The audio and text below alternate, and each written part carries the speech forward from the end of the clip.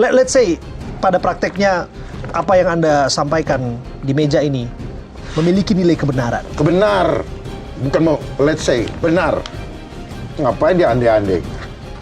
Apa yang bisa dilakukan oleh negara kita? Karena pada prakteknya kan kita bagian dari komunitas hidup dalam komunitas tatanan global hari ini. Justru kita ajak tatanan global. Boleh tatanan global. Tapi equal atau tidak? I'm alone, but I'm not lonely. Because I know God with me. Kita lihat Nabi Nuh, 120 tahun dia. Pada akhirnya, mereka yang mencibir jadi data. Membangun bahtera. Jadi data. Mereka yang mencibirkan dan tidak percaya. Bahkan binatang lebih banyak masuk daripada manusia. Manusia hanya 8. Jangan sampai Tuhan lebih sayang kepada manusia daripada manusia yang berhati binatang. Pak Dharma, Anda ingin mengatakan bahwa Anda adalah Nabi Nuh di masa kini? I'm not saying that. Kita melihat dalam Epstein Files, Indonesia juga disebut. Boleh disebutkan dalam hal apa saja. Cari benang merahnya, apa yang sedang dipikirkan dan diomongin mereka. Bali, salah satu nama yang sering muncul dalam dokumen, foto-foto pantai. Ya karena kan mereka suka konferensinya di Bali. G20, B20, water apa tuh? Water ya, dan bagian dari rangkaian perjalanan Asia Tenggara. Summit yang water mengenai water kan. Mereka mau atur juga air. Makanya nanti ada rationing water gitu. Nah, kenapa kemarin COVID dimainkan juga? Nah ini dia punya nomor paten, dipatenkan itu.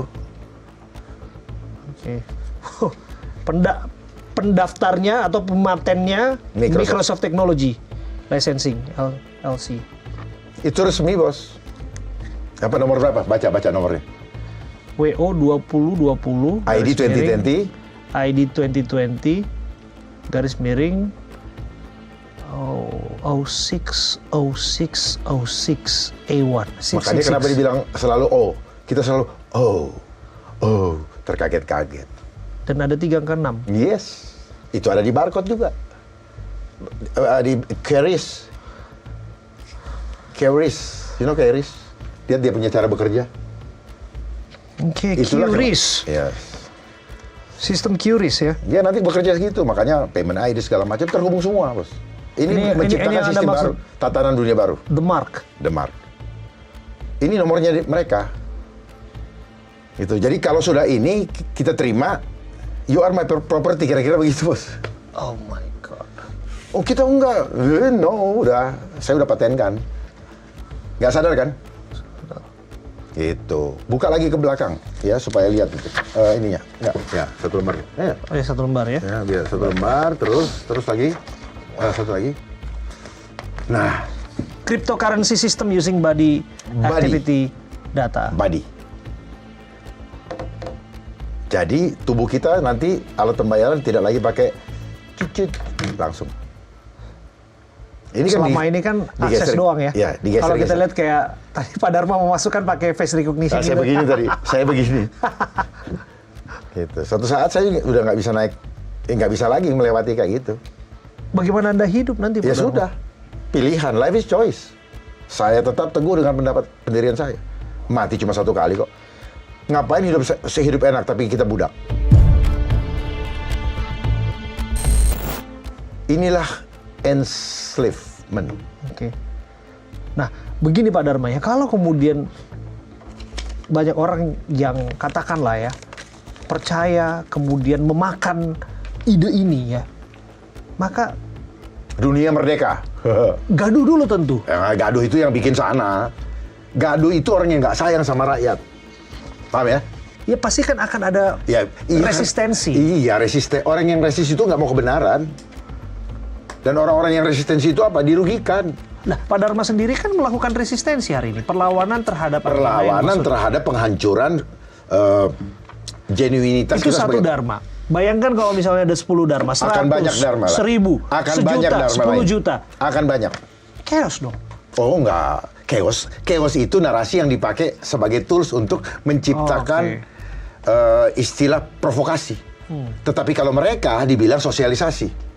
Sosialisasi lewat media, seolah-olah narasi kebenaran itu hanya didominasi oleh mereka. Inilah yang namanya playing God. Mereka mengatur semua by system sehingga kita punya logic tidak main. Shut down your soul. to engineer mind. Skeptis lah, narasi lah, chaos lah, itu bahasa mereka semua. Yang membuat chaos itu teorinya apa? Mereka juga, bos. Chaos, you know chaos? Mereka juga, kelompok mereka juga. Nanti kalau ada senggang saya bukakan.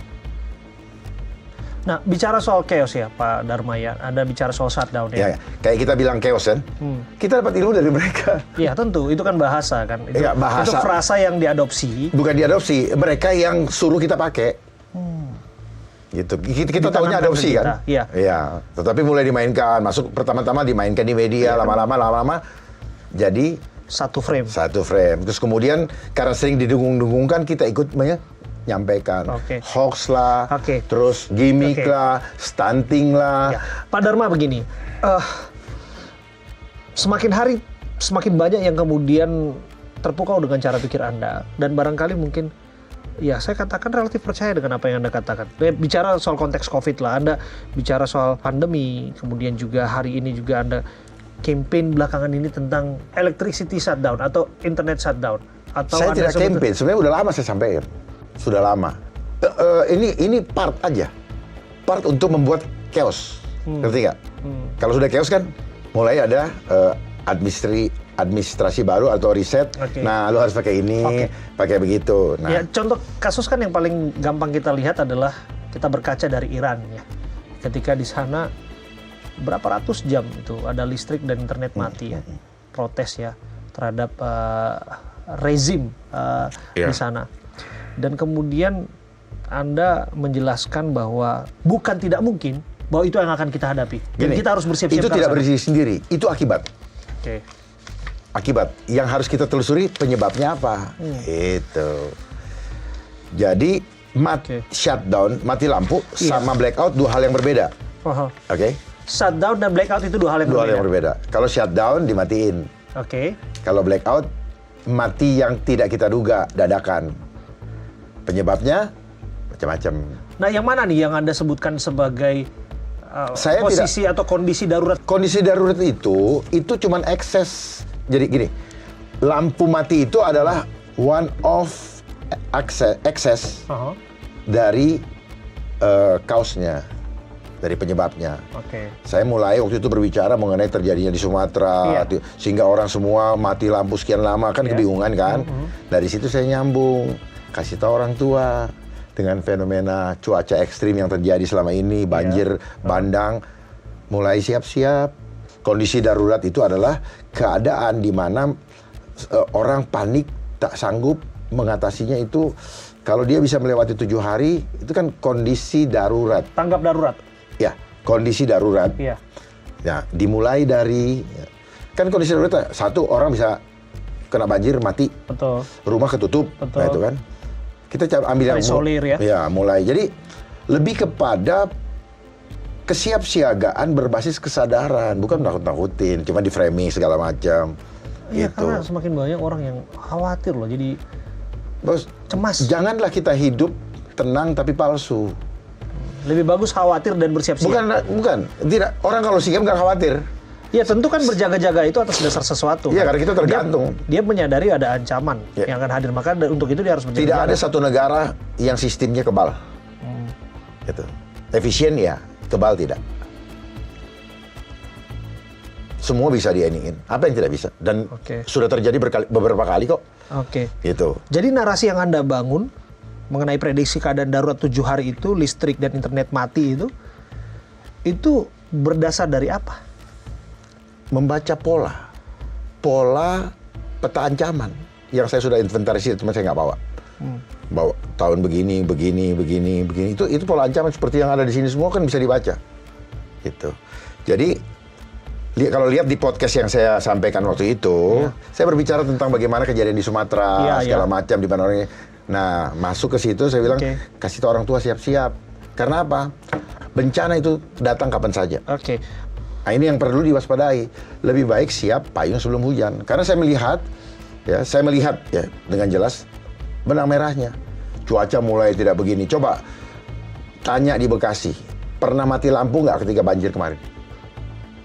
Mati. Di Depok juga ada mati. Himbauan ini bersifat kepada para rakyat yang tidak perlu mengharapkan perlindungan dari siapa-siapa.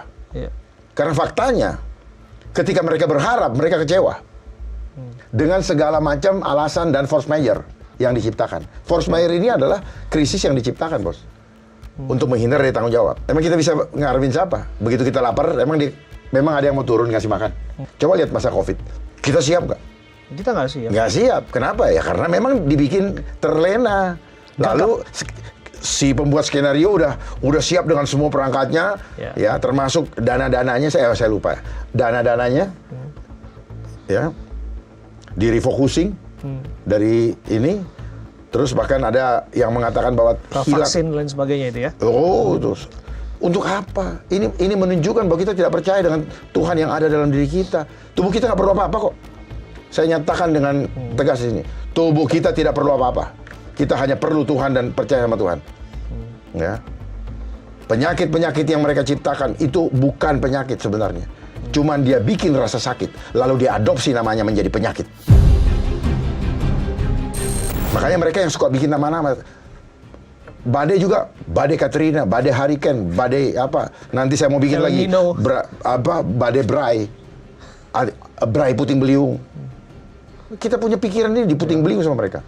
Badai Pongrekun. Nggak, badai Pongrekun. Ini kan permainan kata-kata saja, permainan narasi untuk mengamankan kontrol. Jadi narasi dipakai untuk mengamankan kontrol population tadi. Gitu, untuk membentuk persepsi supaya terbangun opini. Opini apa? Operasi intelijen. Hidup kita saat ini adalah perang opini. Perang opini memerlukan kecerdasan spiritual. Perang opini memerlukan kemampuan psikologi. Dan mereka sangat menguasai psikologi massa. Dan ladang ataupun medan pertempuran dan perang opini itu di media paling sosial enak hari jadi marketing. Marketing menggunakan psikologi. Oke? Kalau begini perlu ini. Nanti dibilang ini, rumput gajah bisa memberikan panjang umur. Orang rame-rame beli rumput gajah. Gitu-gitu doang kok. Mainnya. Jadi, supaya ini. Jadi, kenapa orang, jadi gini ya, saya mau kasih tahu ya. Kenapa? Jadi kalau orang jadi salesperson atau marketing yang bagus, ya dialah yang bertahan mungkin ya. Ya, begitu. Nah, kenapa orang-orang muda begitu? Karena apa? Ini. Nah, ini saya punya pelajaran sendiri, saya bisa bikin kuliah sendiri nih. Developed by David R. Kita Hawkins. Orang yang ada dalam sistem ada di sini semua.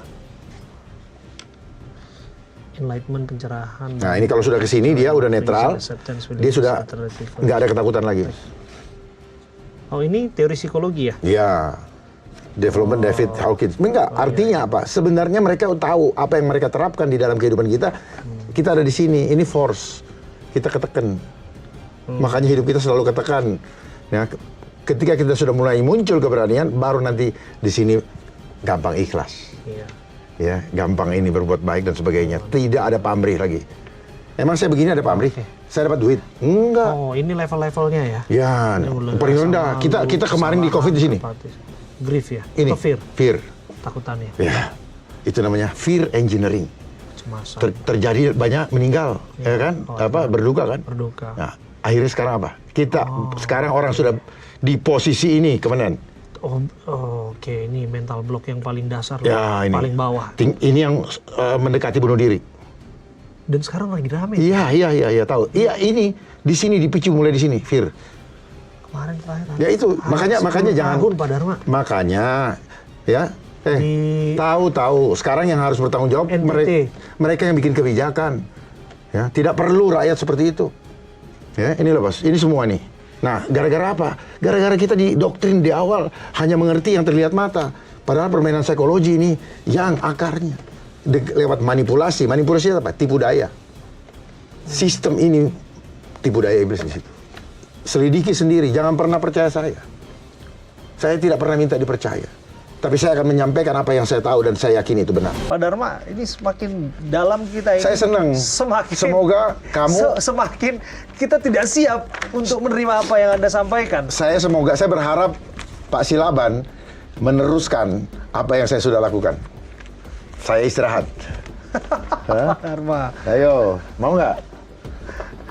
Lalu begini Pak Dharma, tentu orang pasti akan selalu bicara soal interest. Nggak apa-apa. Selalu bicara soal kepentingan. Ya udah, makanya nggak bisa jadi What's orang benar. behind this? Makanya nggak bisa jadi orang benar. Karena semua saya mau deket Bapak. Kalau Bapak ada untungnya buat saya. Dan itu Kan pola pikir umum kan. Ya, memang pola itu pikir banyak orang. Pola pikir banyak orang dibentuk oleh sistem, Pak. Nah, dibentuk oleh sistem. Tidak ada orang mau bekerja sama kalau tidak ada untungnya. Ya, bagaimana Bapak menjelaskan soal itu? Apa di balik ini semua? Pak Dharma datang dengan teori ini, datang dengan Saya tidak opini, berbicara, saya tidak datang bicara dengan teori. Saya bicara penjelasan praktek.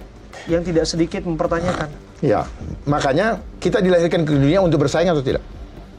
Jawab dulu pertanyaan saya ini. Apakah kita dilahirkan ke dunia untuk bersaing? Yang berjalan secara realistis seperti itu. Enggak, bukan. Apakah tujuan Tuhan melahirkan kita, menghadirkan kita di dunia untuk bersaing? Itu dulu. Tidak. Ya. Sepakat. We are image of God. Betul. Ya. Kita harusnya berkembang menjadi homo homini socius. Bukan homo homini lupus. Justru itu yang dibawa kita sekarang, akhirnya kita digiring ke sana. Yang harusnya digiring ke sana. Harusnya Serigala menjadi dari Udah. bukan manusia lain. Itu, di situ mulai salahnya. Sehingga kata skeptis, apa semua. Jadi homo homini lupus. Terus kemudian kita digiring menjadi homo faber. Ya, kalau kita menggunakan pendekatan teologis kan balik lagi orang Ini akan bukan teologis kok. menjelaskan bahwa itu semua karena kenapa dosa. sih selalu pakai logi? Bahasanya ilmu sistem mereka juga. Nggak usah. Kita punya intuisi, kita punya hubungan langsung dengan dia. Dan dia bisa memberitahu tanpa dikasih tahu orang. Temukan sendiri kebenaran dari pemahamanmu yang diberikan oleh Tuhan. Ini kita sudah terlalu sama semua otak kita. Dicetak. Sistem tadi mencetak. Sistem general education. General artinya apa? Generate. Mencetak. Education, engineering, doctrine used to control your action. Itu. Sadar nggak? Bahwa semua orang bergerak sama. Seragam. Kalau nggak seragam adalah lawan. Nggak begitu konsepnya. Oke, berarti Pak Dharma juga menyadari bahwa Pak Dharma juga dengan standpoint Anda seperti ini, Anda juga dianggap sebagai lawan. Bagi mereka yang tidak punya hati baik. Kalau yang baik, nggak. Dia akan nanya, bener nggak sih gitu? Anda salah. Salahnya sih. Nanti akan kita diskusi. Tadi saya pakai pendekatan bener nggak sih Pak? Bukan gitu ya Pak, yang sama ya Pak. Saya tadi nanya bener nggak Pak? Gitu ya. Saya juga menyampaikan seperti itu. Kayaknya banyak orang yang menganggap Nggak masalah. Ya, saya akan jalan sendiri walaupun dunia mengucilkan saya. Jelas? Saya tidak butuh dipercaya. Biarkan itu menjadi sejarah. Bapak baca nggak sih komen-komen opini itu Pak? Saya nggak baca, karena saya nggak mau pusing. Dari dulu saya berpikir gini, Presiden Jokowi peduli amat sama apa kata netizen. Padahal di sana banyak yang bot. Terus banyak yang bicara bukan karena hati. Karena apa? Orang bicara karena uang kok. Betul kita? Iya. Saya sudah inventarisir berapa banyak orang yang jadi buzzer, influencer, para pakar dan para pejabat yang menikmati kondisi krisis yang menakutkan masyarakat. Anda di pihak mana? Anda di pihak mana? Biar disaksikan ya para netizen. Saya di pihak rakyat. Saya begini bukan karena saya mau cari apa-apa. Tidak. Nggak pernah terpikir oleh saya. Saya bertanya, Pak Abraham Silaban yang anak Tuhan ada di pihak rakyat atau ada di pihak narasi global? Seru nih nanti didengar nih. Sebaik-baiknya ya kita tentu harus berpihak kepada rakyat. Tidak jelas. Langsung dijawab, saya berpihak pada rakyat, titik. Narasinya akan berbeda. Jadi tergantung kita di mana posisi kita. Dari situ kita berbicara. Posisi saya jelas. Saya berada di tengah-tengah. Bukan di hitam atau di putih. Karena selama ini kita didoktrin, hidup itu hanya benar dan salah. Padahal tidak begitu. Sehingga mereka guru-guru dikasih kuncinya. Hanya tahu benar apa salah, jawabannya hanya satu. Itu yang terjadi, Pak. Makanya ketika tidak sesuai dengan mau mereka, mulailah diajarin bagaimana berskeptis sama pendapat tersebut. Sehingga apa? Kita tidak dilatih untuk bertanya, tapi kita disuruh patuh supaya kita jadi robot hidup. Pertanyaannya, apakah kita sekarang manusia atau robot? Kita harus manusia. Oh, banyak manusia, tapi dia bukan lagi manusia. Manusia itu punya hati, punya pikiran, perasaan, dan kehendak.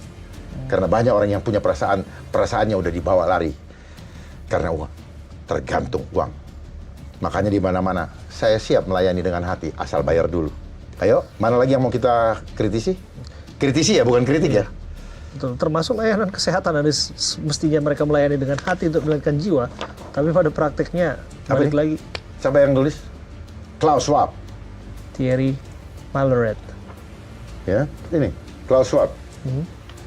Yang menyatakan apa? You own nothing, but you get happy.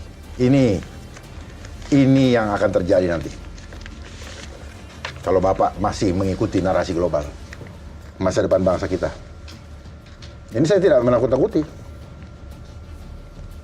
It will happen. Kita akan digiring kembali dari tanah perjanjian menuju kepada tanah perbudakan. Gara-gara apa? Gara-gara perut. Ini bukan teori. Perbudakan di Mesir. Yes, kita akan kembali karena apa? Hawa nafsu kita. Kita menyerahkan diri kita untuk dikuasai. Karena apa? Kita tidak dekat sama Tuhan lagi. Kita hanya peduli dengan perut kita. Makanya kenapa Taman Eden? Yang dimasukkan ke dalam mulut, itulah yang membuat kita mati kekal. Kapan ini terjadi? Prediksi Anda? Jangan main prediksi. Ini sedang berlangsung. Banyak yang sudah tidak makan. Ya, sudah mulai BLT, suruh datang ke kantor pos. Ini kan sudah kode-kode. Kok kapan?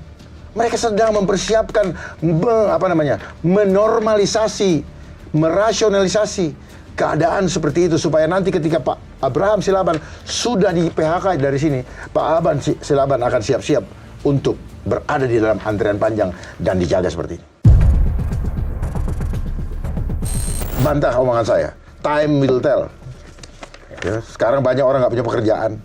Ya, tentu. Mungkin Pak. Ya, banyak profesional. Ya, saya datang ke Pak Abraham, Pak, saya nggak punya makan. 1-2 kali Bapak kasih, besok-besok Bapak lempar saya. Ayo mari kita kritisi. Untuk apa semua itu? Pohon bisa ada tanpa air, asal ada karbon.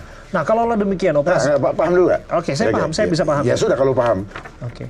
Tinggal kita ini aja, Oke. bersatu untuk. Oke. Ya, bersyukurlah ketika mereka yang mengandalkan Tuhan kan. Bukan nggak bisa hanya dengan kata-kata. Tuhan kasih akal budi, berbuat sesuatu. Disitulah Tuhan ini. Jangan kita didoktrin, cukup berdoa, no. Berora et labora. Ini climate change, udah ada climate fund, climate investment fund. Ini Pak. Dan United Nation for climate change itu pusatnya di Incheon, Korea. Oke. Makanya mereka maju mobil listriknya. Bahan bakunya ambil dari Morowali. Nikel. Kendari sana. Buat siapa? Buat rakyat. Emas, Papua, kemana? Buat rakyat. Kalau emas itu dikasih ke rakyat, baru 2045 Indonesia emas. Tapi harus dimulai dari sekarang. Kok kita hidup bangsa ini, rakyat ini dikasih mimpi-mimpi palsu? Dari mana agenda itu? Ya dari mereka juga. Tiba-tiba emas. Saya sudah ketemu dengan beberapa menteri kok. Apa yang mereka sampaikan? Ya saya challenge saja ya, dari sononya. Mereka kalau udah ketemu begini langsung, mesem-mesem doang Pak. Apa yang... Ya sudah, ya kita kan cuma ikut aja. Kita cuma menjalankan. Iya, cuma menjalankan perintah komandan. Nggak ada yang mau jadi agent of change? No. Kalau mau jadi agent of change, tendang. Keluar. Mengganggu lu. Tapi harus siap. Kalau nggak siap ya susah, jangan ikut-ikutan. If you done with yourself, then you will do it. Kalau nggak bisa. Ada harapan nggak? Harapan selalu ada, tetapi ada kemauan nggak?